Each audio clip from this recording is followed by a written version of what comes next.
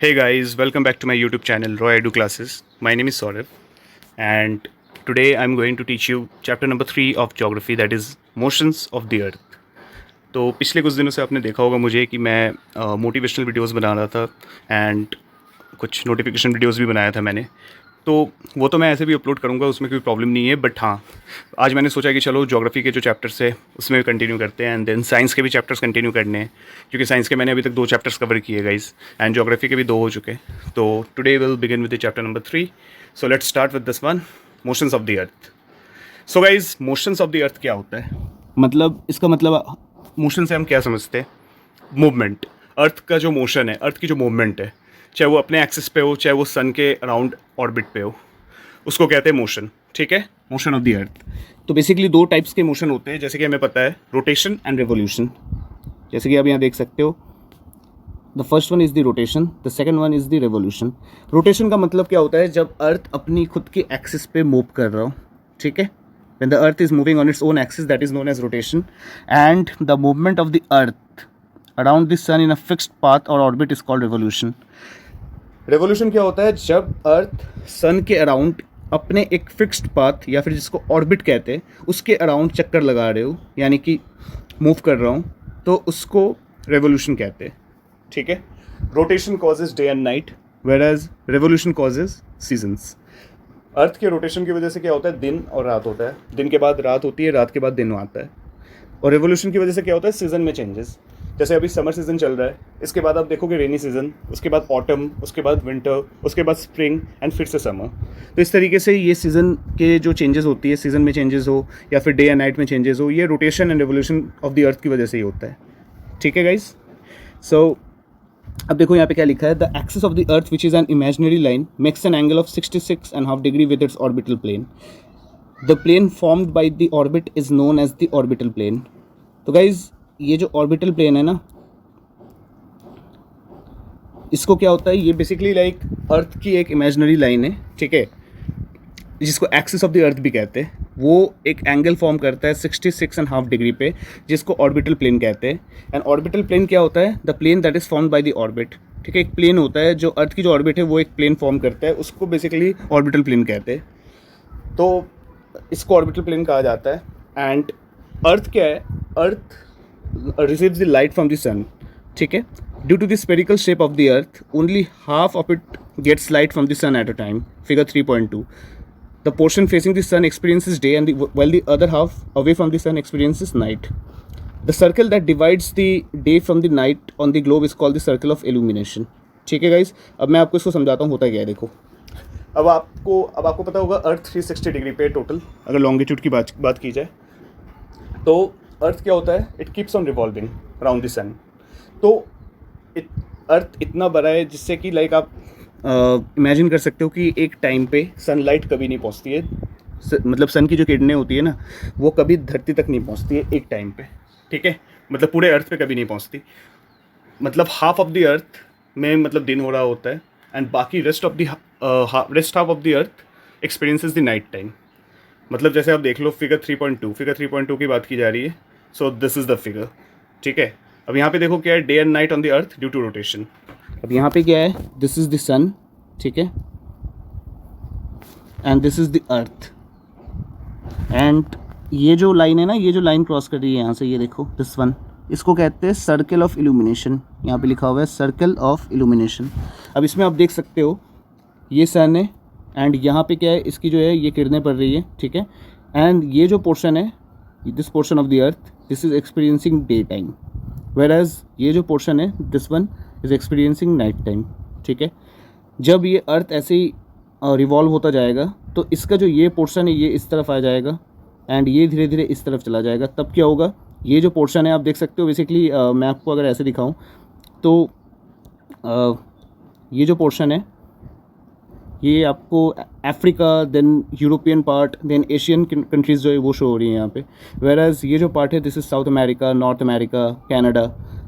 सो Antarctic, जो Antarctic reason जो है, ठीक है, वो बेसिकली यहाँ पे है। तो ये क्या होगा? जब धीरे धीरे ये इस तरफ आता जाएगा, ठीक है, अर्थ जैसे रोटेट होगा एंड ये इस तरफ जाएगा, देन ये जो पार्ट है अमेरिकन रीजन, अंटार्कटिक रीजन, यहाँ पे डे टाइम आ जाएगा एंड ये जो अफ्रीकन पार्ट है या फिर मिडिल ईस्ट है या फिर एशियन कंट्रीज़ है, यहाँ पे रात होनी शुरू हो जाएंगी। तो एंड ये जो लाइट है ये जो सर्कल है इसको सर्कल ऑफ इल्यूमिनेशन कहते हैं, विच is actually dividing the earth the globe into day and night, ठीक है। एंड ये अर्थ के रोटेशन की वजह से ही होता है, जैसे कि मैंने आपको बताया। तो this circle does not coincide with the axis as you see in the figure 3.2। तो ये जो सर्कल ऑफ इल्यूमिनेशन होता है वो अर्थ की जो एक्सिस होती है उसके साथ कोइंसाइड नहीं करता, ठीक है। The earth takes about 24 hours to complete one rotation around its axis. The period of rotation is known as the earth day. This is the daily motion of the earth. अब earth को 24 घंटे लगते हैं अपने मतलब एक rotation complete करने में, मतलब अपने एक्सिस में रोटेट करने में, ठीक है। एंड जो पीरियड ऑफ रोटेशन होता है उसको अर्थ डे कहते हैं। इसको याद रखना गाइज, ऐसे questions fill in the blanks या फिर वन वर्ड आंसर में आ सकते हैं एग्जाम में। The period of rotation is known as the earth day, ठीक है। जो रोटेशन का जो अर्थ के जो रोटेशन का पीरियड होता है उसको अर्थ डे कहते हैं, और उसको डेली मोशन ऑफ द अर्थ भी कहा जाता है, क्योंकि ये डेली हो रहा है। 24 आवर्स लगते हैं अर्थ को एक रोटेशन कंप्लीट करने में, ओके। आगे बढ़ते हैं। ये देखो, this is the inclination of the earth, जो मैं आपको स्टार्टिंग में पढ़ा रहा था। This is the inclination of the earth axis and the orbital plane. ये आपका हो गया ट्रॉपिक ऑफ कैप्रिकॉर्न, ये आपका tropic of cancer, this is equator, this is north pole, this is south pole. And यहाँ पे जो ये एंगल फॉर्म हो रहा है ना छोटा सा, यहाँ 66.5 डिग्री, ठीक है। ये देखो 66.5 डिग्री पे ये एंगल फॉर्म हो रहा है। एंड इसको कहते हैं, ये जो बीच में से जो डॉट, ये जो लाइन्स आ रही है डॉटेड लाइन्स, इसको कहते हैं the plane of the earth's orbit, ठीक है। तो यही वहाँ पे समझाया गया था। एंड ऑर्बिटल प्लेन किसको कहते हैं? इसको कहते हैं ये जो डॉटेड लाइन, वर्टिकल लाइन जो जा रही है, this is known as the orbital plane, ठीक है। That means the plane formed by the orbit where the earth is actually rotating, ठीक है। आगे बढ़ते हैं। What would happen if the Earth did not rotate? Yes, ये काफ़ी interesting है। अब आपको यहाँ पे ये जानना है कि अगर मान लो अर्थ का जो रोटेशन है वो बंद हो गया तो फिर क्या होगा। उससे ये होगा, इट्स क्वाइट सिंपल।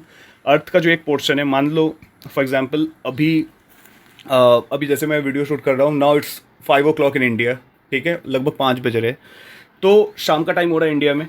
अभी मान लो अचानक, लेट सपोज, एक हाइपोथेटिकल सिचुएशन के तौर पे इसको समझना, if earth stops rotating now for ever, तो अभी अगर इंडिया में 5 बज रहे हैं तो हमेशा के लिए जो शाम का टाइम है ना, ऐसे ही रह जाएगा। अगर यूएस की तरफ जाओ तो अभी वहाँ पे अर्ली मॉर्निंग का टाइम है, सुबह के 4-5 बज रहे होंगे, तो वो हमेशा वैसे अंधेरा सा रह जाएगा वहाँ पे। अभी अगर आप यूके में चले जाओ या फिर जर्मनी या फिर अदर यूरोपियन कंट्रीज़ में चले जाओ तो वहाँ पे दोपहर हो रहे हैं, ठीक है। तो दोपहर का टाइम मतलब वहाँ पे हमेशा मतलब क्या होगा कि तापमान बढ़ना स्टार्ट हो जाएगा। वहाँ पे मौसम अगर ठंडा भी है तो मौसम गर्म होना स्टार्ट हो जाएगा, क्योंकि that particular region will start getting the maximum sunlight, ठीक है। And that will ultimately bring the continuous warmth to the region.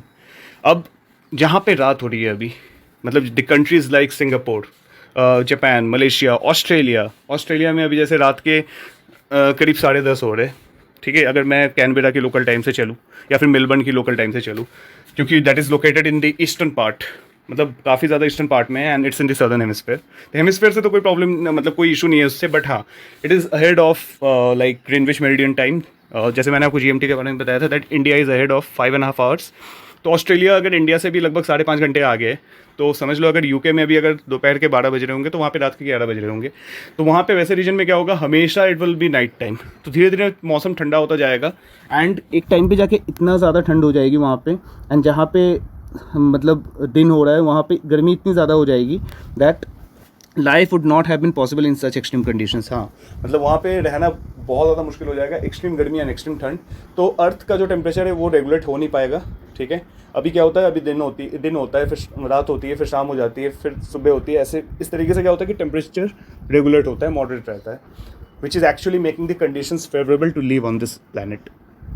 अब यही चीज़ अगर नहीं हो तो फिर it would be very much problematic, right. बहुत ज़्यादा प्रॉब्लम हो जाएगी, एंड उसके बाद मतलब लाइक अर्थ में रहना मुश्किल हो जाएगा। सो that is the reason, that is the importance of the rotation of the अर्थ। तो आई गेस अब आपको समझ आ गया होगा कि रोटेशन का जो इम्पोर्टेंस है वो क्यों है। आगे बात करते हैं रेवोल्यूशन के बारे में। The second motion of the earth around the sun in its orbit is called revolution. जैसे कि मैंने आपको बताया, जो सेकंड मोशन है उसको रेवोल्यूशन कहते हैं। दैट मीन्स अर्थ जो मूव कर रहा है सन के around in its fixed orbit, that is known as revolution, and it takes 365 1/4 days 1 year to revolve around the sun. We consider a year as consisting of 365 days only and ignore 6 hours for the sake of convenience. अब देखो होता क्या है guys, हमें पता है कि it takes 24 hours for the earth to complete one rotation, whereas it takes 365 1/4 days. ऐसे होता है गाइस, 365 1/4 डेज, ठीक है। यानी कि 365 डेज यानी 1 साल हो गया, एंड 1/4 यानी कि 6 घंटे। तो इतना टाइम लगता है। तो 1/4 को क्या किया इन्होंने, एक तरीके से इग्नोर किया है, ठीक है। तो हम मतलब रफली अगर देखा जाए तो 1 साल कंसिडर करते हैं, तो अर्थ को लगभग मतलब समझ लो पूरा 1 साल लग जाता है सन के अराउंड एक रेवोल्यूशन कंप्लीट करने में। अब ये 1/4 तो कहीं जाएगा तो नहीं, ये क्या होगा गाइज, ये 1/4 ऐड होते होते 1/4 का मतलब क्या होता है, अगर मैं 1/4 इंटू 24 आवर कर दूँ, क्योंकि एक दिन में 24 आवर्स होता है, तो 1/4 इंटू 24 कर दूँ, तो इसको अगर मैं 24 को 4 से डिवाइड करूँ, सो ये आता है आपका 6, यानी कि 6 आवर्स, ठीक है। अब गाइज 6 आवर्स जो आ रहा है यहाँ पे, ठीक है, तो इससे क्या होगा कि ये 6 आवर्स ऐड होता चला जाएगा। हर 1 साल में 6 आवर्स ऐड हो रहे, तो एक दिन आएगा जब ये 6 घंटे ऐड होके 24 घंटे हो जाएंगे, यानी that will happen in 4 years, ठीक है। अगर 1 साल में 6 घंटे हो रहे, 6 घंटे करके एक्स्ट्रा ऐड हो रहे, तो अगर 4 साल में कितने हो जाएंगे, 4 × 6 = 24 आवर्स। 24 आवर्स का मतलब क्या होता है, 24 आवर्स का मतलब ये होगा, दैट्स गोना बी = 1 डे। तो एक दिन ऐड हो जाएगा हर 4 साल के बाद। इसलिए गाइज आपने देखा होगा लीप ईयर हर 4 साल के बाद आता है, जब फेब में 28 फरवरी की जगह 29 फरवरी होता है। Like last time it was 20 in the year 2020, 2 साल पहले हुआ था जब फेब में 28 दिन के बदले 29 दिन थे। फिर से वो 4 साल बाद होगा। तो इस तरीके से this is the reason why, क्योंकि ये 6 घंटे ऐड होते जाते हैं, तो हर 4 साल में एक दिन एक्स्ट्रा हो जाता है, ठीक है। यहाँ पे वही लिखा हुआ है, 6 hours saved every year are added to make 1 day 24 hours over a span of 4 years. This surplus day is added to the month of February. Thus every 4th year February is of 29 days instead of 28 days. Such a year with 366 days is called a leap year.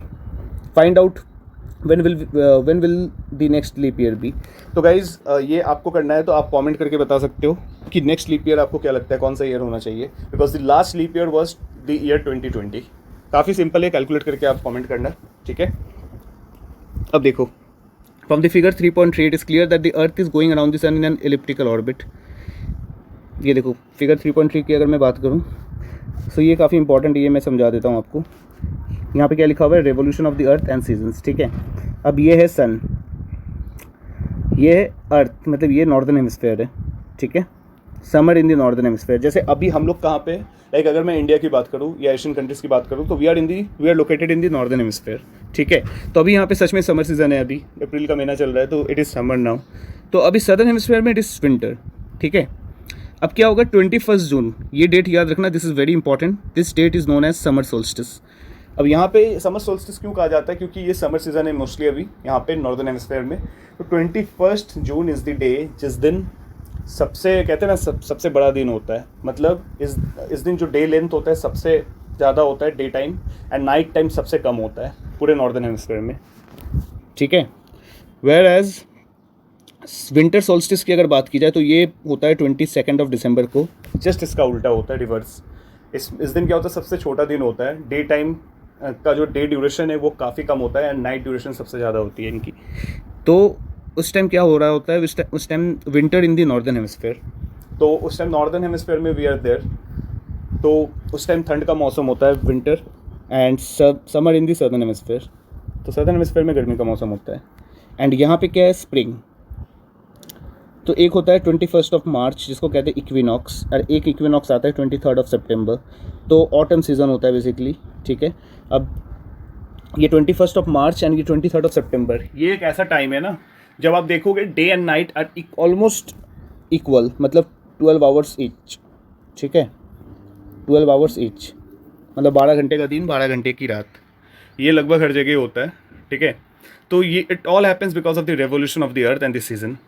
तो season भी change होता है उसी हिसाब से, अभी summer है, उसके बाद विंटर आएगा, बीच में रेनी सीजन भी आएगा, एंड देन विंटर के बाद स्प्रिंग के बाद फिर से समर, ठीक है।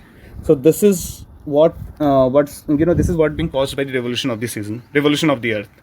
So ये आपको क्लियर हो गया होगा, तो आगे बढ़ते हैं. Notice that through out its orbit the earth is inclined in the same direction.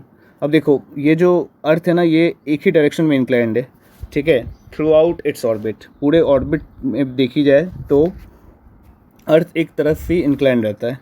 इसी की वजह से क्या होता है कि ये देखो सूर्य की, अब देखो यहाँ पे क्या है, यहाँ पे सन है, ठीक है, यहाँ पे सन है. अब यहाँ पे इसकी सन रेज आ रही है, ठीक है. ये जो पोर्शन है ना, this is experiencing the summer, the day time basically, and यहाँ पे हो रहा है नाइट. ठीक उसी तरीके से यहाँ पे इट इज़ डे एंड यहाँ पे इट इज़ नाइट, ठीक है. अब ये तो रोटेशन की बात हो गई. अगर मैं रेवोल्यूशन ऑफ द अर्थ से समझाऊँ तो ये जो पोर्शन है ना, ये नॉर्दर्न हेमिस्फेयर है, तो इसलिए यहाँ पे समर, एंड ये जो पोर्शन है ये सदर्न हेमिस्फेयर है, तो it that is the reason it is winter हो गई है. तो वहाँ पे क्या होगा, मौसम ठंडा हो जाएगा, क्योंकि सन की जो डायरेक्ट रेज है ना, ये नहीं पड़ रही है. This is falling on the northern hemisphere. ठीक इसका उल्टा हो जाएगा विंटर्स में, like during the month of November December, जब अर्थ रिवॉल्यूट करेगा एंड देन रिवॉल्व होगा, एंड देन ये जो पोर्शन है this will be receiving the maximum sun's rays, and ये जो पोर्शन होगा this will receive the least. तो यहाँ पे मतलब विंटर सीजन स्टार्ट हो जाएगा एंड यहाँ पे समर स्टार्ट हो जाएगा, ठीक है. आगे बढ़ते हैं. A year is usually divided into summer, winter, spring and autumn seasons. Seasons change due to the change in the position of the earth around the sun. मैंने आपको बताया revolution की वजह से होता है. अब देखो आगे बढ़ते हैं. यहाँ पे क्या लिखा हुआ है, look at the figure 3.3. You will see that on 21st of June the northern hemisphere is tilted towards the sun. The rays of the sun fall directly on the Tropic of Cancer. ठीक है, जैसे कि मैंने आपको बताया tropic of cancer में या northern hemisphere में डायरेक्ट रेज पड़ रही है सन की on 21st of June. As a result, these areas receive more heat. The areas near the poles receive less heat as the rays of the suns are slanting. ये तो हमेशा पता ही है, चाहे वो विंटर सीजन आए या समर. जो पोलर एरियाज है ना, like the areas near the poles, like torrid zone, frigid zone. जो फ्रिजिड जोन है वहाँ पे आपको क्या है, आप सन की जो स्लांटिंग रेज होती है ना, उसकी वजह से टेम्परेचर काफ़ी कम होता है, एंड वहाँ पे ऑलमोस्ट ठंड का जो मौसम होता है हमेशा ही रहता है, ठीक है. The North Pole is inclined towards the sun and the places beyond the Arctic Circle experiences continuous daylight for about 6 months. ठीक है. अब आर्टिक सर्किल के उस पार जो एरिया है ना, वहाँ पे हमेशा मतलब 6 महीने तक कंटिन्यूस डे लाइट होता है, वहाँ रात भी नहीं होती है. ये देखो ये जो लाइन लिखा हुआ है ना, the places beyond the Arctic Circle experiences continuous daylight for about 6 months. Since a large portion of the northern hemisphere is getting light from the sun, it is summer in the regions north of the equator. ठीक है. अब क्या है कि northern hemisphere में maximum light receive हो रही है सन से. The large portion of the northern hemisphere, मतलब नॉर्दर्न हेमिस्फीयर में मतलब लाइक इतना बड़ा रीजन है, इतना बड़ा पोर्शन है, ठीक है, उसमें सन की डायरेक्ट लाइट आ रही है. तो इसमें इसलिए यहाँ पे क्या होता है, समर है, समर सीजन है. The longest day and the shortest night at this place is occur on 21st of June, जैसे कि मैंने आपको बताया. At this time in the southern hemisphere all this conditions are reversed. मतलब winter season है वहाँ पे, तो वहाँ क्या होता है कि मतलब winter season is there, the nights are longer than the days. रात लंबी होती है, दिन छोटी होती है, क्योंकि सन के डायरेक्ट रेज पड़ नहीं रहे होते हैं वहाँ पे, ठीक है. This position of the earth is called summer solstice. तो समर सोल्स्टिस कहते हैं इसको, जो कि 21 जून को होता है. आगे बढ़ते हैं. ऑन 22nd of December, अब देखो 22nd of December को क्या होता है, tropic of Capricorn receives direct rays of the sun as the south pole tilts towards it.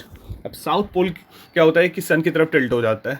Polar region तो मतलब इतनी ज़्यादा गर्मी नहीं होगी, वहाँ पे मौसम थोड़ा सा ठंडा ही रहता है as compare to the equatorial region and the temperate zones, ठीक है. बट क्या होगा यहाँ पे कि सन की डायरेक्ट रेज जैसे ही पड़नी स्टार्ट हो जाएंगी ट्रॉपिक ऑफ कैप्रिकॉर्न में, यानी 23.5 डिग्री साउथ पे, तो large portion of the southern hemisphere gets light. मतलब अब सदर्न हेमिस्फीयर में लाइट ज़्यादा होने लगेगी, सन की डायरेक्ट रोशनी पड़नी स्टार्ट हो जाएंगी, तो वहाँ पे समर सीजन स्टार्ट हो जाएगा. एंड नॉर्दर्न हेमिस्फीयर में क्या होगा, विंटर सॉल्स्टिस स्टार्ट हो जाएगा. यहाँ नहीं, यहाँ पे रिवर्स होता है. यहाँ पे यानी यहाँ पे सन की डायरेक्ट रेज अब नहीं पड़ रही है, उसका उल्टा हो जाएगा समर सॉल्स्टिस का, तो यहाँ पे ठंड का मौसम स्टार्ट हो जाएगा. एंड ये होता है 22nd of December को, जब विंटर सॉल्स्टिस होता है, ठीक है. Do you know that Christmas is celebrated in Australia in the summer season. जाहिर सी बात है गाइज, क्रिसमस कब सेलिब्रेट किया जाता है, 25th of December. एंड उस टाइम पे क्या होता है, that time is known as winter solstice. Winter solstice का टाइम चल रहा होता है. तो Australia is located in this southern hemisphere. तो सदर्न हेमिस्फेयर में होने की वजह से क्या होता है, उस टाइम गर्मी का मौसम होता है वहाँ पे। सुन के थोड़ा सा अजीब सा लग रहा होगा कि 25 दिसंबर में गर्मी कैसे हो सकती है, क्योंकि हमारे देश में 25 दिसंबर ऐसा टाइम है जब सबसे ज़्यादा ठंड होती है, विंटर सीजन पिक में होता है। तो लेकिन सदर्न हेमिस्फेयर में ऐसा ही होता है, बिल्कुल उल्टा। ठीक है, अब देखो गाइज, इक्विनॉक्स की बात कर ले तो 21 मार्च एंड 23 सितंबर, ठीक है, इस टाइम क्या होता है, direct rays of the sun fall on the equator. तो इससे क्या होता है, at this position neither of the poles is tilted towards the sun, the whole earth experience is equal day and nights, this is called equinox. तो ये 21 मार्च and 23 सितंबर ये जो time होता है ना, इस टाइम पे इक्वल डे एंड नाइट होता है, जैसे कि मैंने आपको बताया था, क्योंकि सन की जो रेज है ना वो डायरेक्टली ना तो नॉर्दर्न हेमिस्फेयर में पड़ रही होती है ना ही सदर्न हेमिस्फेयर में, बिल्कुल सन की डायरेक्ट रेज पड़ती है इक्वेटर में उस टाइम पे। ठीक है, इक्वेटोरियल रीजन, तो वहाँ पे तो बहुत ज़्यादा गर्मी होती है, नो डाउट। तो ज़्यादातर एरियाज़ में क्या होता है कि ये 12 hours of day and 12 hours of night, equal day and night का टाइम होता है इक्विनॉक्स के टाइम पे। एंड 23 सितंबर में क्या होता है, it is autumn season in the northern hemisphere and spring season in the southern hemisphere. The opposite is the case on 21 March, when it is spring in the northern hemisphere and autumn in the southern hemisphere.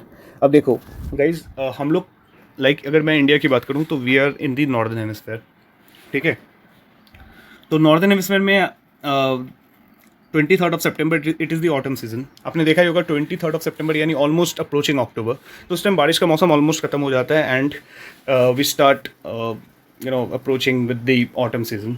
तो इसलिए northern hemisphere में autumn season कहा जाता है इसको, and southern hemisphere में spring season होता है। एंड 21 मार्च, अभी जस्ट गर्मी स्टार्ट होने से पहले, अगर एक महीने पहले की बात की जाए तो ये 21 मार्च को मतलब आपने देखा ही था उस टाइम पे क्या था, उस टाइम पे स्प्रिंग सीजन हुआ करता था नॉर्दर्न हेमिस्फेयर में, whereas there is an autumn season in the southern hemisphere. ठीक है, तो बस यही है, जो नॉर्दर्न हेमिस्फेयर में होता है उसका बिल्कुल ऑपोजिट होता है सदर्न हेमिस्फेयर में। Thus you find that there are days and nights and changes in the seasons because of the rotation revolution of the earth respectively. So simple है, इस चैप्टर का मोटिव यही था आपको समझाना, दैट रोटेशन की वजह से डेज एंड नाइट्स चेंज होते हैं, and revolution of the earth की वजह से क्या होता है, there is a change in this season.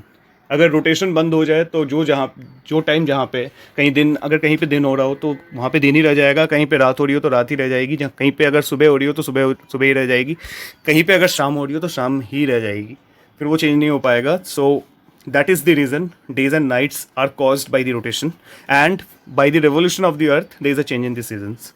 सो अगर मान लो रेवोल्यूशन ऑफ द अर्थ बंद हो जाता तो जहाँ, अगर मान लो कहीं पे समर है तो वो समर सीज़न हमेशा रह जाता, हमेशा के लिए, कहीं पे विंटर सीज़न है तो विंटर रह जाता। समर सीज़न हमेशा रहने की वजह से क्या होता, गर्मी बहुत ज़्यादा हो जाती and it would have been become very very difficult to live on earth. ठीक है, एंड जहाँ पे रात मतलब रेवोल्यूशन बंद होने की वजह से जहाँ पे रात का टाइम हो जाता, रात रह जाती, तो फिर मतलब विंटर सीज़न आ जाता वहाँ पे, एंड विंटर हमेशा के लिए स्टे कर जाता। तो उससे क्या होता है कि ठंड बहुत ज़्यादा हो जाती एंड उसके बाद फिर मुश्किल हो जाता है वो भी रहना। सो एक तरीके से ये बैलेंस बना हुआ है हमारे अर्थ में, and that is the reason we are here and we are actually able to live on this planet. ठीक है, so this was all about this chapter. Hopefully आपको समझ आ गया होगा, एंड प्लीज़ अगर कोई डाउट हो तो कमेंट करके बताना। एंड इसके जो एक्सरसाइजेज है, ठीक है, ये सोल्यूशन के साथ I will be making one more video as well. So please like share and subscribe my channel in order to watch more videos. And आने वाले वीडियोज़ में मैं आपको और भी ऐसी interesting chapters, interesting motivational videos के साथ रूबरू कराऊंगा। So don't worry, and till then please stay safe and stay happy, take care, bye bye.